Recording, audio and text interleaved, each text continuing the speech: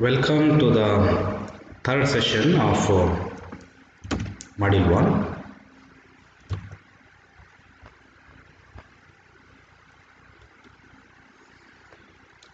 So these are the course objectives and course outcomes. In this session we are going to discuss about sensors and control units, RFIDs, WSNs, communication modules and software development tools.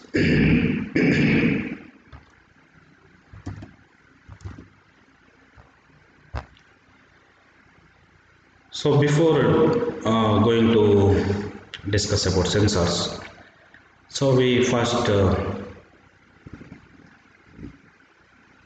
consider what are the major components used in IoT system.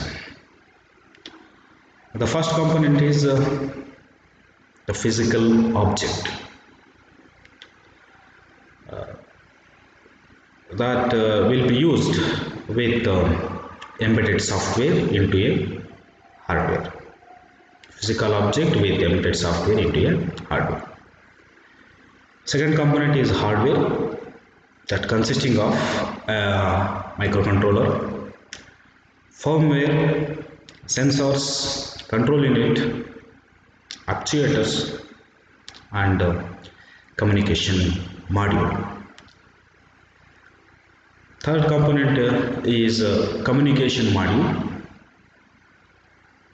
the software consisting of device APIs and device interface for communication over the network and communication circuit or ports, and middleware for creating communication stacks using 6LoWPAN, COAP, LWM, MTM, IP version 4, IP version 6 and other protocols.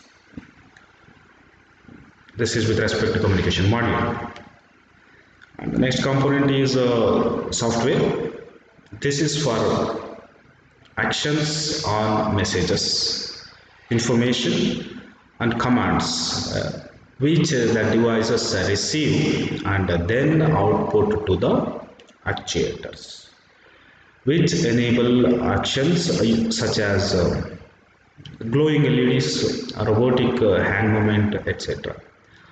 So these are the major components of IoT systems.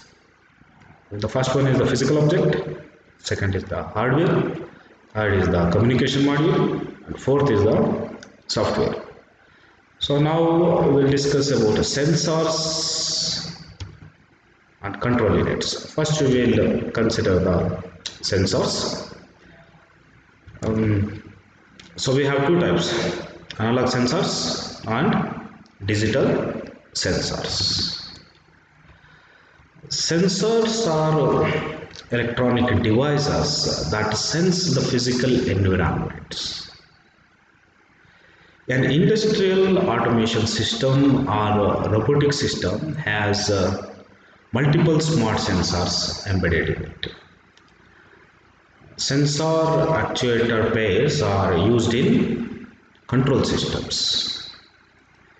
A smart sensor includes computing and communication circuits. That is called smart sensor. And sensors are used for measuring temperature, pressure, humidity, light intensity, traffic proximity, acceleration in an accelerometer, signals in a GPS, proximity sensor, magnetic fields in a compass, and magnetic intensity in a magnetometer. So we have two types of sensors. The first type gives analog inputs to the control unit. Examples are thermistor, photoconductor, pressure gauge and Hall sensor. These will give analog inputs to the control unit. The second type gives digital inputs to the control unit. Examples are touch sensors, proximity sensor, metal sensor, traffic presence sensor, rotator encoder for measuring angles, and linear encoders for measuring linear displacements. So these two are types of sensors, analog sensors and digital sensors. Next is the control units.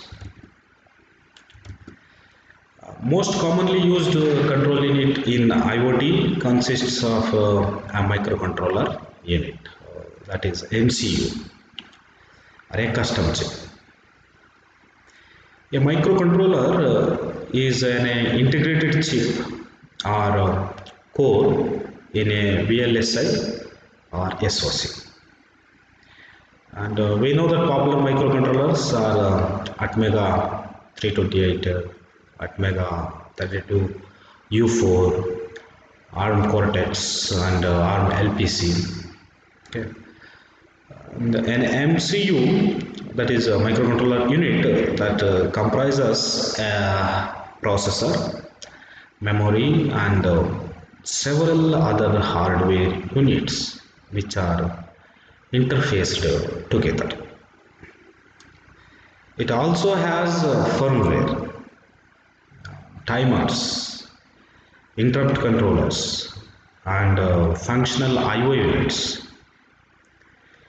Additionally, an MCU has application-specific functional circuits that is designed as per the specific version of a given microcontroller family.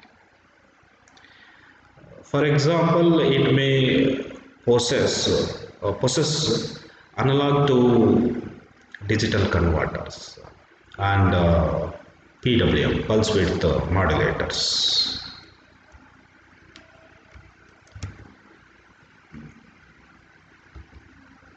So here we can see the various functional units in a microcontroller embedded in IoT device.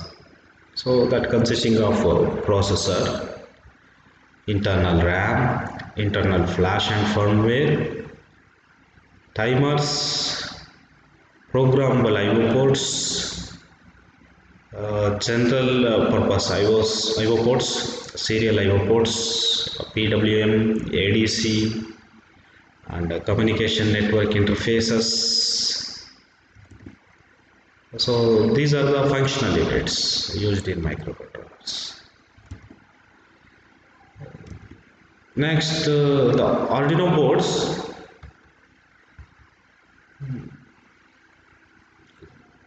For example, we can use Arduino Uno. So that way, using microcontroller Atmega 32U4. It will include Wi-Fi, Ethernet, USB port, micro SD card slot, and 3 reset buttons, and it will run Linux. That's about Arduino boards. And next is Intel Galileo, a line of Arduino certified development boards. Intel x86, Intel SoC X1000 quad based system on chip SoC, and power over Ethernet, and 6 analog inputs. Beagle board that will power, considering the power, it will require very low power. And card like computer can run Android and Linux. Open source hardware designs and the software for the IoT devices. Raspberry Pi Wi-Fi connected device included code open source Raspberry.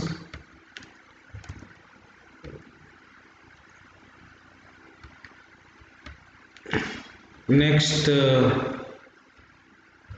we go for RFIDs, radio frequency ID identification. This is an identification system used for tagging and labeling.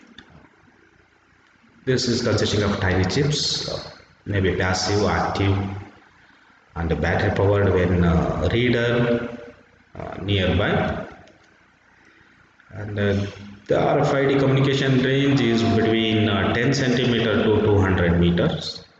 Standard frequency range is 120 to 150 kilohertz, 13.56 megahertz, 433 megahertz, and higher in ultra high frequency and microwave regions.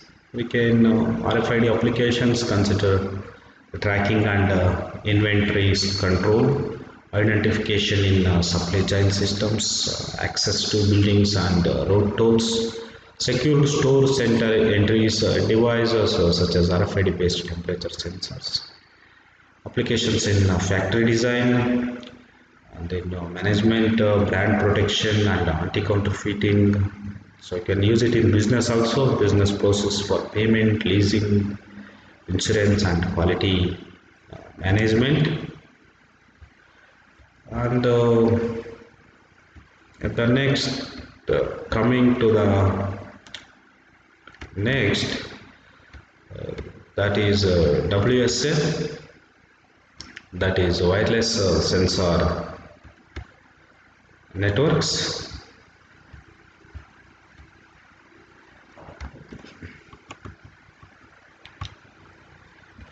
Sensors can be networked using wireless technology and can cooperatively monitor physical or environmental conditions. Sensors acquire data from remote locations, which may not be easily accessible. Each wireless sensor also has communication abilities for which it uses a radio frequency transceiver. Each node either has an analog sensor with a signal conditioner circuit or a digital sensor. Sensing can be done to monitor temperature, light intensity, presence of darkness, metal proximity, traffic, physical, chemical, and biological data, etc.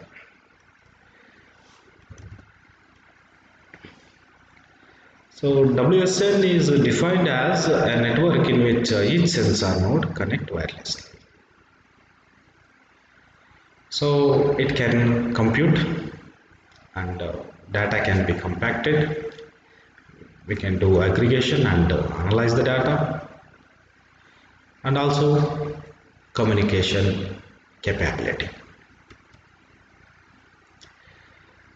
Node characteristics, autonomous, that means that independent computing power and capability to send requests and receive responses, and data forward and routing capabilities. In that way it is autonomous. But coming to wireless sensor network definition, in which each sensor node connects wirelessly and has capabilities of computations for data compaction, aggregation, and analysis, plus communication and networking. So the network that consisting of all these, that is called as wireless sensor network.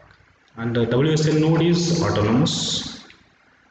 Autonomous refers to independent computing power and capability to send requests and receive responses, and data forward and routing capabilities. A web source defines the WSN as a wireless network consisting of spatially distributed autonomous devices using sensors to cooperatively monitor physical or environmental conditions such as temperature, sound, vibration, pressure, motion, or pollutants at different locations. A WSN node has a limited computing power because we are going to use the battery.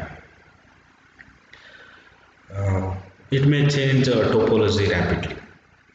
The WSN network in the topology changing environment functions as an ad hoc network. A WSN network in that environment is generally self-configuring, self-organizing, self-healing, and self-discovery. Next, coming to the communication modules and software development tools. So in that first we will discuss about communication modules.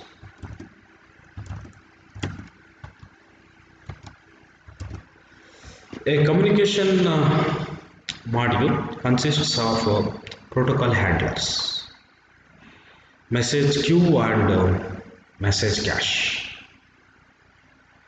A device message queue inserts the message in the queue and deletes the messages from the queue in a first in first out manner. A device message cache stores the received messages. Representational state transfer, that is a REST architectural style, can be used for HTTP access by get, post, put, and delete methods for resources and building web services. In that, coming to the software, IoT software consists of two components: software at the IoT device and software at the IoT server.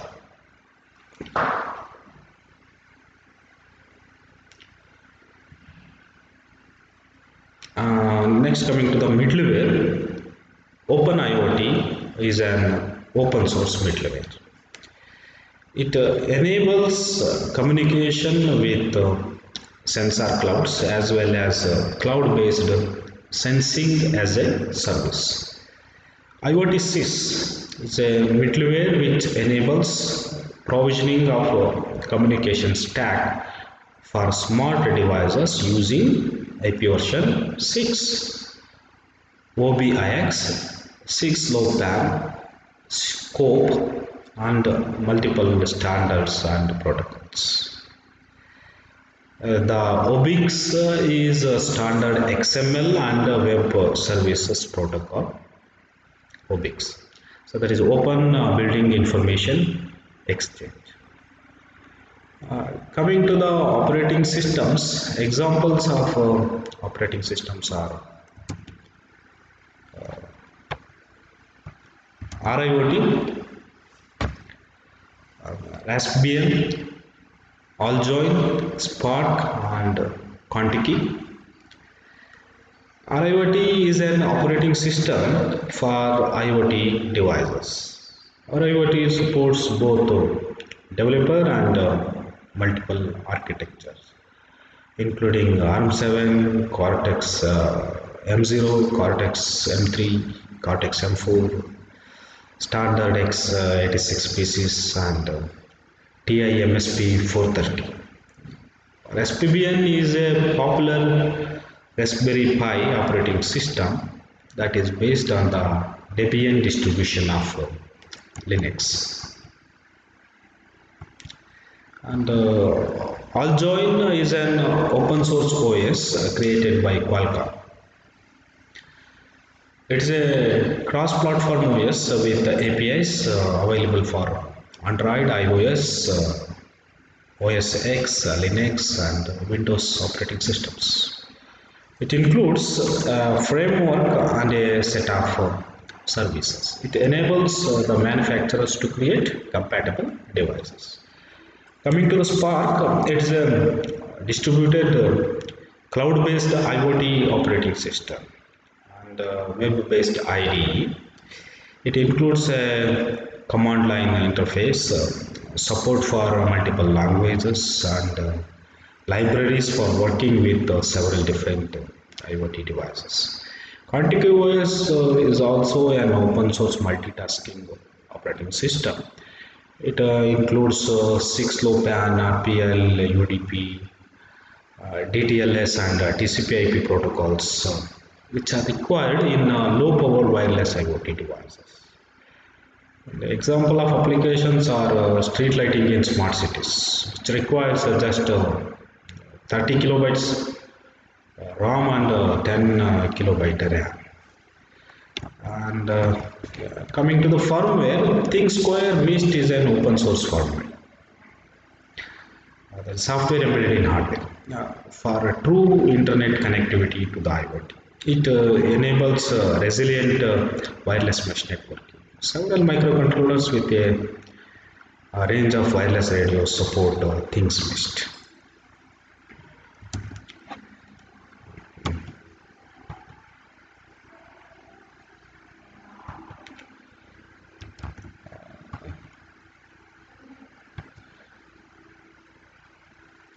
Next is Embed API and device interfacing components. Here it consisting of admin and security management, data flow and device management, and authentication, directory, subscription, REST, publish or subscribe, and we have several device interfaces. So for example, COAP, SMS, MQ, MQTT, HTTP.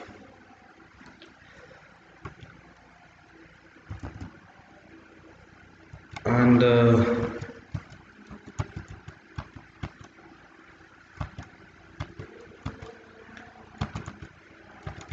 we have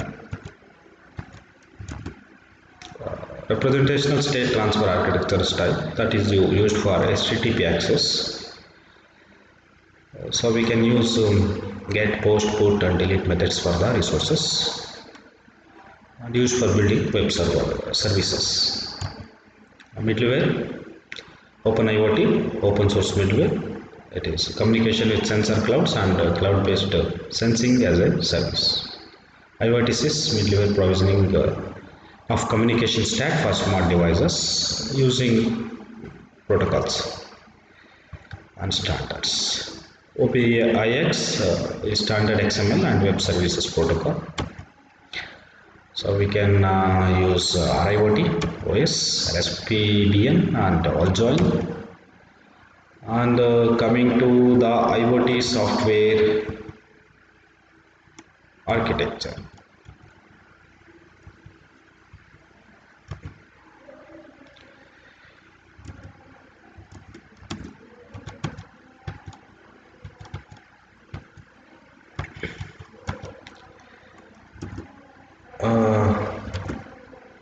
So here this IoT software components for device hardware. So it consisting of IoT device hardware and IoT device software for gather data, enrich and communication, and edge computing, and IoT server for manage, acquire, organize and analyze.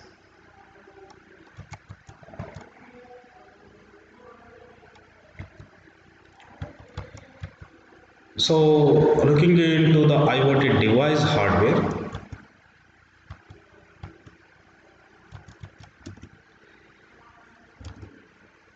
so there are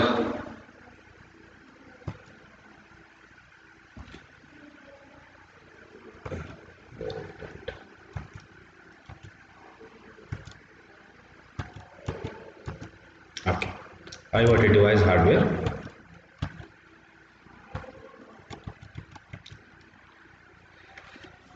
It consisting of physical devices and controllers. It consisting of sensors, machines, devices, intelligent edge nodes of different types. Next level IoT device software for gather data, enrich and communication. It provides the connectivity interface, communication and processing units, and it is used for edge computing, that is for data element analysis and transformation. And connectivity, communication and processing units. Edge computing, so here data analysis, data abstraction, data accumulation and management that will be done. And IoT support for manage, acquire, organize and analyze, integration, collaboration and processes and services that will be performed in that layer. These are cloud platforms as a service. So you can use Sense, ThingWorx, Nimbus, Xively, OpenHAB, AWS, IoT, IBM, Bluemix, Cisco IoT, IOX, and Fox, everything Azure, TCS Cloud.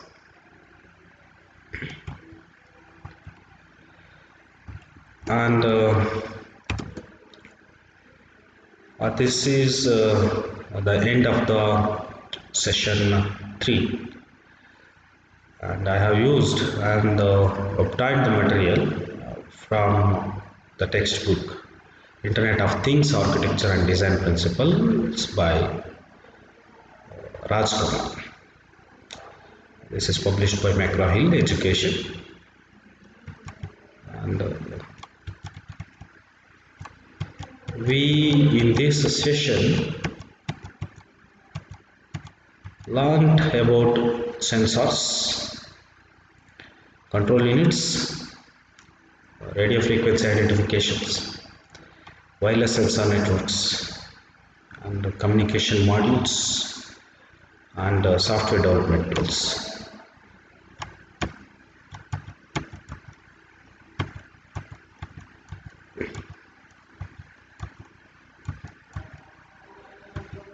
That is the end of the session 3. Thank you.